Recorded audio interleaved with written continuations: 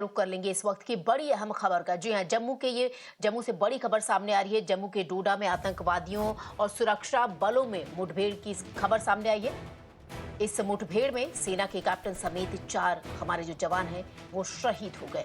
आतंकवादियों से मुठभेड़ में 3 जवानों की घायल होने की भी खबर सामने आ रही है।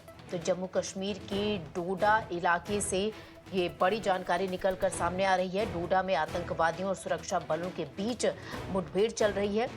हालांकि इस मुठभेड़ में सेना के कैप्टन समेत 4 जवान शहीद हो गए हैं। हमारे सहयोगी प्रदीप दत्ता इस वक्त हमारे साथ जुड़ गए। प्रदीप दत्ता, एक बार फिर से अगर देखा जाए, सुरक्षा में सेंध लगाने की पूरी कोशिश की गई और 4 जवान जो हैं वो शहीद हो गए हैं। कई जो हैं हमारे जवान घायल बताए जा रहे हैं। फिलहाल धरातल पर क्या स्थिति है?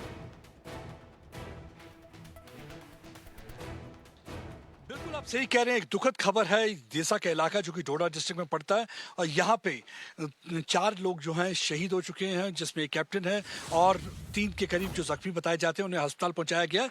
कल देर रात की बात है, 9 बजे के करीब इत्ला मिलती है सुरक्षा बलों को कि इस इलाके में आतंकवादी छुपे हुए हैं। जैसे उन्हें इत्ला मिलती है, इस इलाके में कॉर्डन किया जाता है। जैसे वो कॉर्डन ले कर रहे होते हैं उसी वक्त आतंकवादी फायरिंग करते हैं, जिसमें कैप्टन समेत 3 हमारे जवान जो है शहीद हो जाते हैं और उसके बाद 3 के करीब जो जख्मी होते हैं उन्हें अस्पताल पहुंचाया जाता है। उसके बाद से लगातार यहाँ पे कॉर्डन और सर्च ऑपरेशन चल रहा है। मैं अभी आपको दिखाता हूँ कि ये बहुत ही कठिन इलाका है, बहुत ही मुश्किल इलाका है। आप देखिए ये जो पहाड़ी क्षेत्र है, यहाँ पे जंगल आपको देखने को मिलेंगे। यहाँ पे आप देखिए कि टेरेन बहुत ही डिफिकल्ट है। उसके अलावा इन जंगल के अंदर जो है, जो नेचुरल केव्स हैं, जो गुफाएं हैं, वो आतंकवादियों को शेल्टर प्रोवाइड करती हैं और यहाँ पे इस समय ऑपरेशन चल रहा है। लगातार हमने देखा है कि पिछले 1 महीने से आतंकवादी गतिविधियां जो है जम्मू में बढ़ती जा रही है। ये कहना गलत ना होगा कि जम्मू जो है एपिसेंटर बन चुका है टेरर का और इस समय आप देख सकते हैं काफी सुरक्षा बलों की गाड़ियां भी यहाँ पे तैनात है और पूरी तरह से ऑपरेशन की तैयारी चल रही है। एडिशनल रीइंफोर्समेंट को बुलाया गया है। इलाके की पूरी तरीके से घेराबंदी की गई है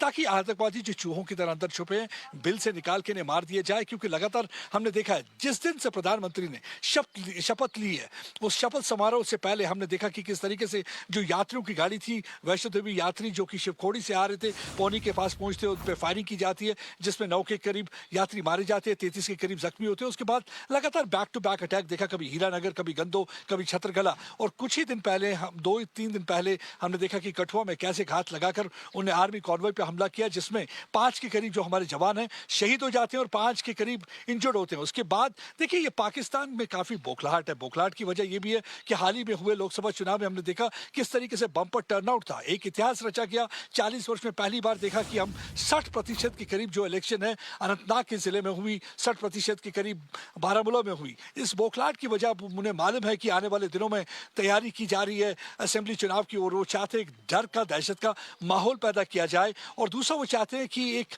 जो अटेंशन है जो सिक्योरिटी फोर्सेस की कश्मीर से हट के जम्मू की तरफ हो। क्योंकि कश्मीर में इसलिए मैं कह रहा हूं क्योंकि लगातार पिछले 1.5 साल से देखा कि कई टॉप कमांडर उनके मारे जा चुके हैं, तो उनको लगता है कि राहत मिलेगी थोड़ी, आतंकवादियों को वहां एक बार फिर से सर उठाने की कोशिश कर पाएंगे। क्योंकि अगर जो हमारे सुरक्षा बलों का ध्यान अगर जम्मू के इलाके की तरफ हो जाए, इस वक्त मैं आपको फिर से दिखाता हूं। देखिए, एक बार फिर से मैं कहूंगा अपने वीडियो जर्नलिस्ट से इलाके की तरफ आपको दिखाएं। देखिए कितना घना जंगल है, कितना मुश्किल जंगल है। इसमें ऑपरेशन करना इतना आसान नहीं रहता। इस समय ऑपरेशन यहाँ पे जारी है और अगर देखा जाए तो हमने कभी ये घुसपैठ कराने की कोशिश करते हैं और 2 दिन पहले हमने देखा केरन सेक्टर में किस तरीके से घुसपैठ कराने की कोशिश की, 3 आतंकवादी मारे गए। उससे पहले हमने देखा कि किस तरीके से हमारे सुरक्षा बलों को टारगेट करने की कोशिश की। यानी कि एक दहशत का, एक डर का माहौल पैदा करने की कोशिश कर रहे हैं। जम्मू जहां पे पीसफुल इलाका था, यहाँ पे एक बार फिर से आतंकवादी हमले करके एक इंप्रेशन देना चाहते हैं, तासुरात देना चाहते हैं कि कश्मीर की बात छोड़िए, अनुच्छेद 370 हटने के बाद जम्मू का इलाका भी बिल्कुल सेफ नहीं है। क्योंकि उन्हें मालूम है